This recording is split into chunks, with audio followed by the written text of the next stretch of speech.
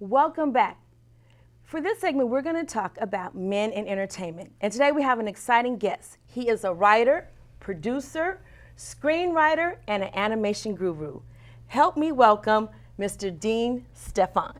Thank you. Dean, we could talk about you for days, but one of the things we want to talk about is animation. Okay. And you know, we're kind of focused towards women, so we want to talk about the animation industry. Dominated by men or women? It seems like the answer you want is men.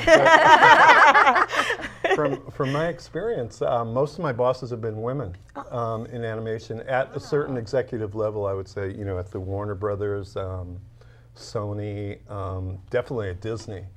You know, some of the higher ups may be men, but it seems like women, for some reason, and I really don't know the reason, tend to be the executives who give me notes. You know, they're above the producers and stuff like that. I've always understood though that writers tend to be young males, probably in their 20s, and it was very hard for women to get into TV writing in general, not just animation. Not just animation. TV writing. Is that true, or is that just a myth? A myth. Well, tell the truth, Dean. I know I look 23. But yes, you do. Rather handsome, we might add. Thank you very much. Actually, that is true, I believe, in the world of sitcoms, live-action sitcoms. And actually in animation, we refer to things as live action. I don't think when people write sitcoms or hour-long dramas, they think of themselves as live action, because everything's live action. But when you're in this weird sort of subculture, that becomes live action. But in animation, it's a very different world. There are women in their 50s, there are men in their 40s, there are people in the 30s, and I would say less in their 20s than in live action. Is it harder to break into than working for a sitcom, Yeah, or is it ask you easier? Or I mean, what is? And how's the market doing right now with the jobs?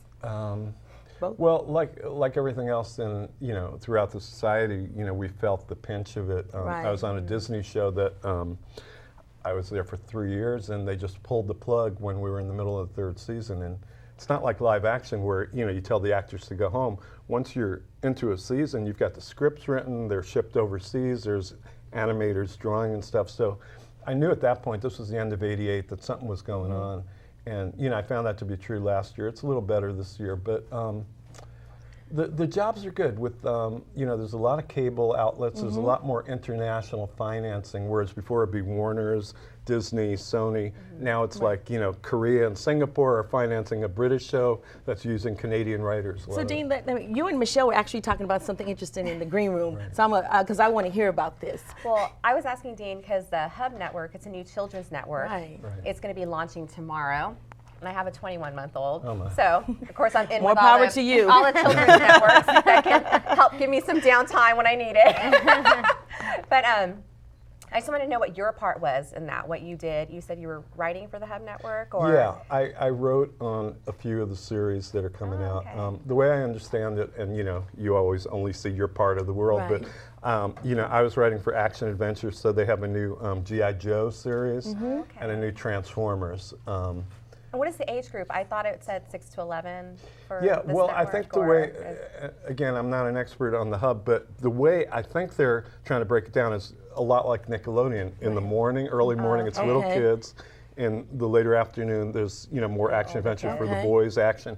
And then I think at night they're doing like game shows, you know, kiddie game shows. So it's very much like Nick. That's very exciting. That's very exciting.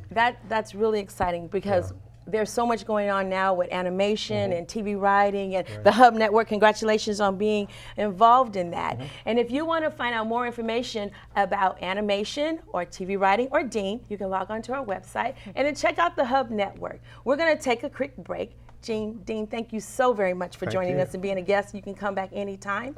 And when we return, we are going to talk to the award-winning screenwriter, producer, and director, Antoine Fisher. See you in a break.